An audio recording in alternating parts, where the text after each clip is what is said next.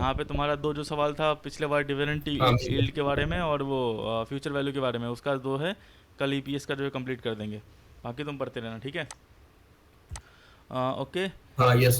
यहाँ पे देखो सिंपल सा फॉर्मूला, देखो सबसे पहले एनआईएसएम का रूल याद रख लेना, जो पूछे उसका सबसे पहले फॉर्मूला लिखना है।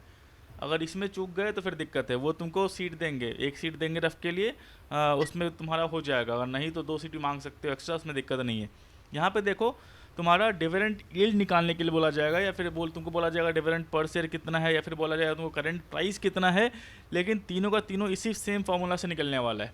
Dividend yield equal to, dividend yield का मतलब क्या होता है कि मान लो मैंने 100 रुपये का शेयर खरीदा और कंपनी ने 2 रुपये का डिविडेंड दिया, तो मुझे कितना % डिविडेंड मिला जिस प्राइस में मैंने खरीदा हुआ था। इसका सिंपल टर्म में समझो, डिविडेंड यील्ड का मतलब ये होता है कि मान लो 100 रुपये का मैंने शेयर खरीदा, वो 120 का हो गया, लेकिन कंपनी ने उसी साल 2 रुपये का डिविडेंड दिया, तो मेरा नेट रिटर्न कितना आएगा, 20% तो मेरा अप्रिसिएशन हो गया, 2% क्या होगा, मेरा जो है डिविडेंड आ गया, तो मेरा टोटल रिटर्न 22% का हो जाएगा। तो वो निकालना है तुमको, डिविडेंड यील्ड कैसे निकलता है, डिविडेंड पर शेयर, कंपनी ने कितना डिविडेंड अनाउंस किया है पर share, divide by current price of the stock.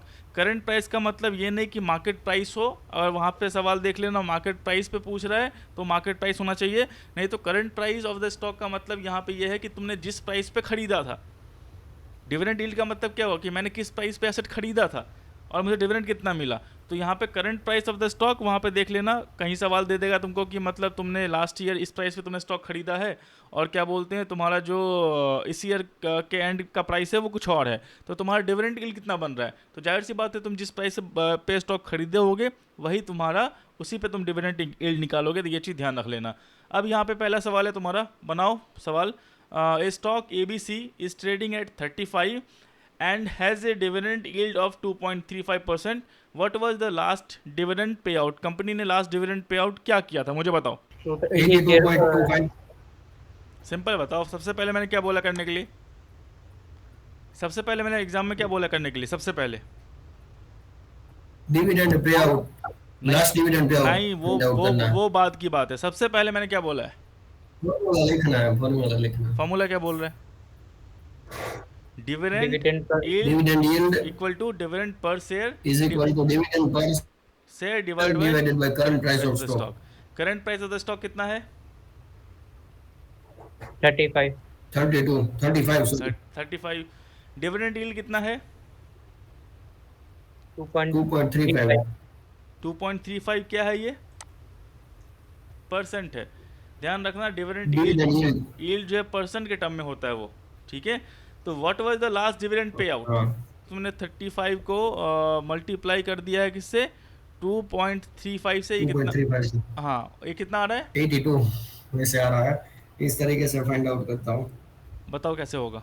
Simple है, कोई इसमें रॉकेट साइंस नहीं है न्यूमेरिकल में, बस तुमको जो है 82.25 डिवाइडेड बाय 100 करेक्ट, कितना यानी कितना 0.82।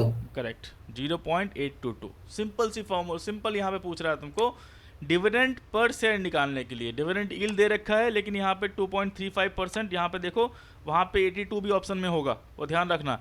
2.35% है तो 2.35% into current price of the stock, तो 35 इंटू 2.35, तो 0.822 डिविडेंड पर शेयर। समझ में आ गया ये Yes. Concept clear. बस फॉर्मूला याद रखना, फॉर्मूला मैंने दे रखा है, उसी को ऊपर नीचे करके जो है वो चीज़ें पूछने वाले हैं, सिंपल सी बात है। यहाँ पे दूसरा सवाल बताओ मुझे, दूसरा सवाल का आंसर क्या होगा। एक company XYZ is trading at 115.5 and paid a dividend of Rs 10.5 to its shareholders. Company EPS is 12 and number of outstanding shares is 5 lakh. Find company XYZ dividend yield, and second find company XYZ net earnings.